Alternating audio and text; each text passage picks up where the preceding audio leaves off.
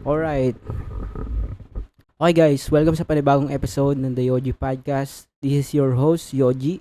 At ang pag-uusapan natin ngayon about sa mental freedom. Kalayaan sa isip. Tuloy-tuloy na to. Sobrang fresh ko ngayon. Kakaligo ko lang guys. At maganda ang mood ko ngayon. Susulitin ko na to. I-leverage ko na to. Dahil minsan lang mangyari to, nagumanda ang aking mood. Nakabawi ako ng tulog kagabi. Nakatulog na ako na maayos. Iba talaga ang gagawa ng tulog, di ba? Sabi ko sa inyo, ayusin ang tulog. Well, 7 hours lang nga yun tulog ko. Pero sapat na yun Kilala ko na ang sarili ko na ang 7 hours para sa akin ay sapat na.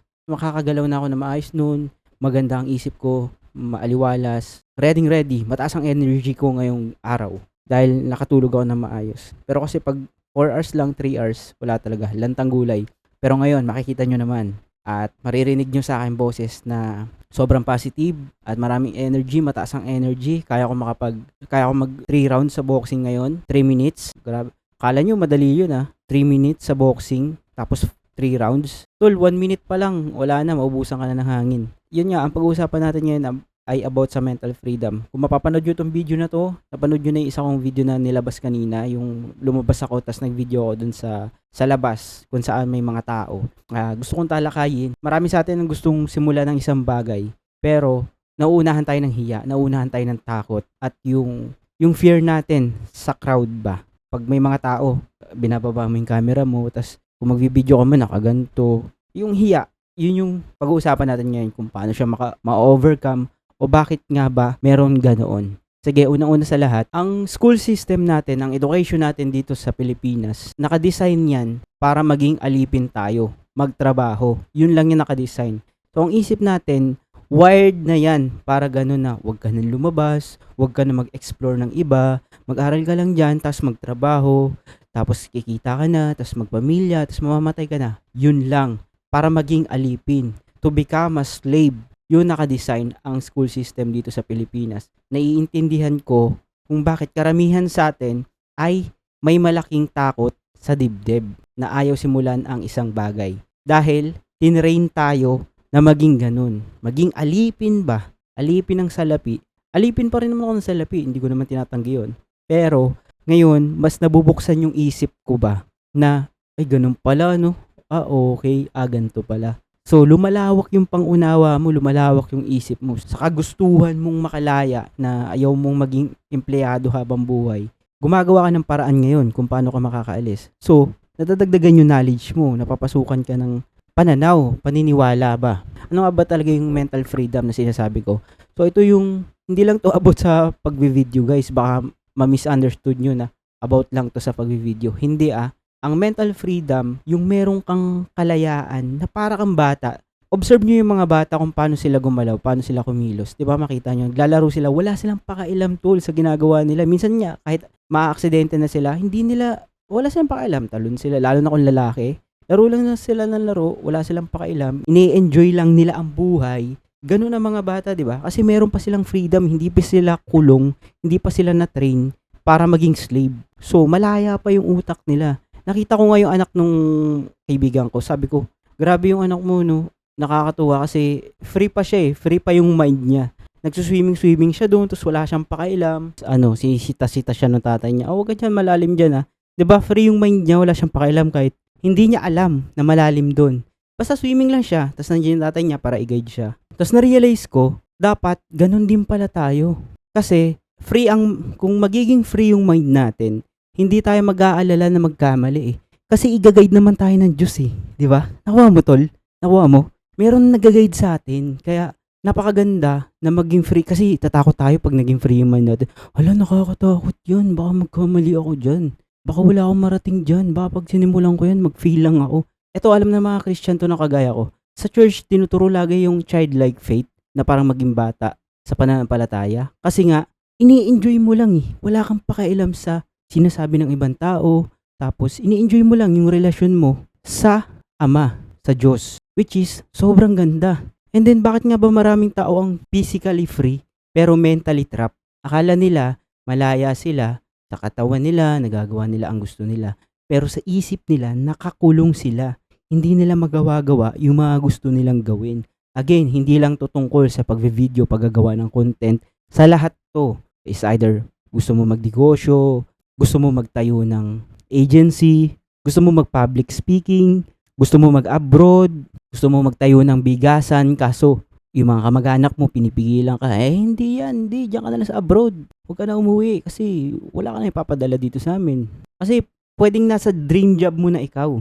Pwedeng may pera ka na, pwedeng may relasyon ka, pero hindi ka pa rin malaya sa isip mo. Kasi bro, ito nga, ang pinakamalaking kulungan ay hindi ang rehas na bakal kundi ang isip mo. Kasi hindi lahat ng hawla may rehas. Yung iba yung paniniwala mo lang. Nakakulong ba sa isip? Mental prison, ito yung pag-overthink, fear of judgment, validation addiction, yung gusto mo binabalidate lahat ng ginagawa mo. Ito, isa pa, comparison sa social media madalas. Tsaka yung nagsisisi tayo sa nakaraan, wala na yun past na yun regret sa past. Past is past. At tsaka yung anxiety sa future, takot sa future. Ganun nangyari pag nakakulong tayo sa isip natin. Hindi ang sitwasyon ang lagi natin problema, kundi yung interpretation natin dito. Tsaka kapag lahat ng desisyon mo kailangan mo pa ng approval ng ibang tao, hindi ka talaga malaya. Kulong sa isip. Tsaka ano ba yan, yung mga kumukuha sa pagiging malaya natin, yung mental freedom natin. Ano yung kumukuha dyan para mawala yan? Yung opinion ng ibang tao, takot mag-fail, perfectionism. Alam mo, perfecto. Wala kang perfecto tol Money obsession, sa pa yan. Toxic relationship, diba? Baka nandiyan ka ngayon. Constant distraction, marami yan. At alam natin yan sa sarili natin. Doom scrolling, tsaka yung pagpe-people please natin, mga people pleaser tayo, ganyan. Yan yung kumukuha sa pagiging free ng mind natin. Kaya ang question bro, sino o ano ang kumukontrol sa isip mo ngayon? Walang iba kundi ang mga bagay na pinagsasabi ko. Kasi ganito yan bro, i-explain ko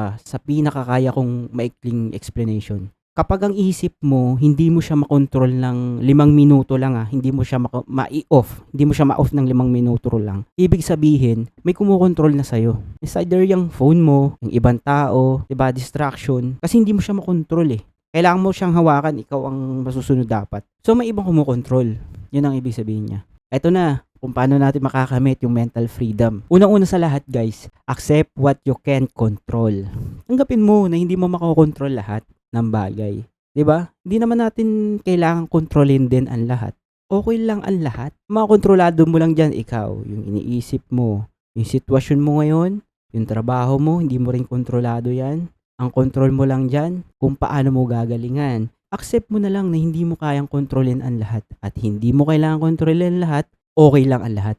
Pangalawa, focus lang sa present moment. O, di ba? Napaka-importante nun na mag-focus lang tayo kung nasa saan tayo ngayon. Huwag natin, sabi ko nga wag tayo magplano sobra-sobrang plano. Magandang may plano, pero huwag tayo magplano ng sobra-sobra. Kasi alam ng Diyos yan, trabaho niya na yan. Ang trabaho natin, yung ngayon lang.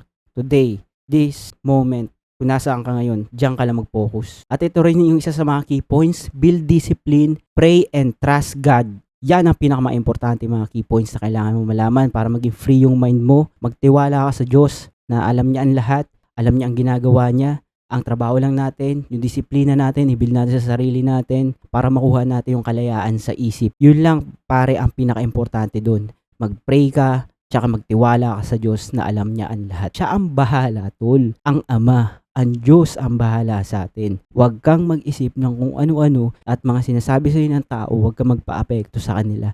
Dahil wala naman silang maiaambag sa buhay mo. Tuloy-tuloy ka lang kung ano mang gusto mong gawin. Paulit-ulit nga ako dito, di ba? Huwag mo silang papakinggan. Tuloy-tuloy ka lang sa mga ginagawa mo. Dire-diretso lang. Ang kasama mo ang Diyos. Walang makakapalag sa iyo kung siya ang kakampi mo. Right? Isa pa, mag-journal tayo. Protektahan natin yung environment natin kung saan tayo kumikilos, nagtatrabaho ngayon. And then, mag-spend ka ng time na mag-isa ka lang. Quiet time. Importante yan. Mga Christian, alam nila yan. Merong mga quiet time yan sila. Mag-isa lang sila. Ikaw at ang Diyos lang. Quiet time. Importante yan para maunawaan mo ang sarili mo. Maintindihan mo ang mga bagay-bagay. And matuto tayo mag-say ng no. Niyaya ka, ang tapang mo. Pag sinabi mo, hindi ako pupunta. Minsan, hindi natin kayang-kayang gawin yun humindi. Darating sa point na pipilitin ka talaga tapos hindi ka pa rin. Bro, ang tapang mo nun. Sobrang tapang mo nun. Kasi maaaring mawalan ka ng kaibigan nun, mawalan ka ng trabaho. Pag hindi mo ginawa yung gusto nila, nag-no ka ng talagang may paninindigan, maaaring mangyaring ganun, di ba? Yun yung nakakapag-free ng mind natin.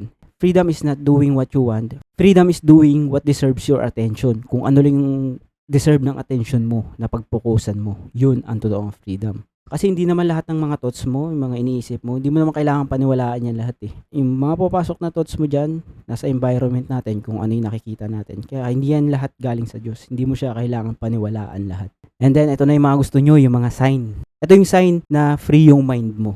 Unang-una, hindi ka madaling ma-offend. Kahit anong sabihin nila, wala kang pakialam. O sinabihan ka ng ganito, ganyan, mga masasakit na salita. Wala lang, okay lang, sige. Deadma lang, walang pakialam. Diretso lang siya. Kasi free ka eh. Kilala mo ang sarili mo. Pangalawa, hindi ka naghahabol ng validation. Hindi mo kailangan kumilos na antay mo pa yung validation nila para ka gumawa ng isang bagay. Hindi mo na kailangan yun. Pangatlo yung ito nga, komportable ka lang mag-isa. Gagawin mo yung isang bagay na kahit ikaw lang mag-isa, komportable ka, di ba? Papa Kels, deadma lang, diretso lang. Free. Tapos yung mas kalmado ka na. Kalmado ka lang, diretso lang. Kasi hindi ka control ng emosyon mo. And then kaya mo maghintay ba? Kaya mo maghintay ng kahit gaano katagal. Kahit 5 years, 10 years pa dumating yung progress o success na hinahabol mo. Kasi kalmado ka lang eh. Kaya mo kontrolin yung sarili mo, yung emotions mo. So nangyari, meron kang peace. Kahit walang kasiguraduhan, payapa ka. Yung peace na yun, nanggagaling yun sa Diyos Nanggagaling yun sa Diyos. Yung peace na sinasabi ko. Hindi yun sa mga material na bagay. Yung peace na yun, galing sa Kanya yun. Para clear tayo.